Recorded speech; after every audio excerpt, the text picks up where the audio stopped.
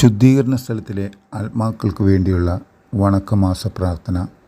14-ാം ദിവസം. ജപം. ഞങ്ങളുടെ നിത്യദൈവമായിരിക്കുന്ന ഈശോ കർത്താവേ, നിത്യായുസ്സിനെ തരുന്ന കുരിശിൻ്റെ വല്ലഭത്താലും മോക്ഷരാജ്ഞിയായ ദൈവമാതാവിൻ്റെ അപേക്ഷയാലും സകല മോക്ഷവാസികളുടെയും പ്രാർത്ഥനകളാലും ഞങ്ങളുടെ മേൽ അലിവായിരിക്കണമേ.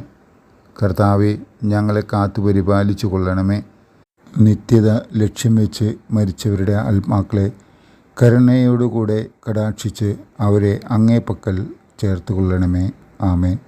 തുടർന്ന് മരിച്ച വിശുദ്ധരുടെ ആത്മാക്കൾ ദൈവാനുഗ്രഹത്താൽ മോക്ഷത്തിൽ പ്രവേശിക്കാനിടയാകട്ടെ എന്ന പ്രാർത്ഥനയും 5 സ്വർഗസ്ഥനായ പിതാവും 5 നന്മ നിറഞ്ഞ മറിയവും 5 തൃത്വസ്തുതിയും ചൊല്ലുക.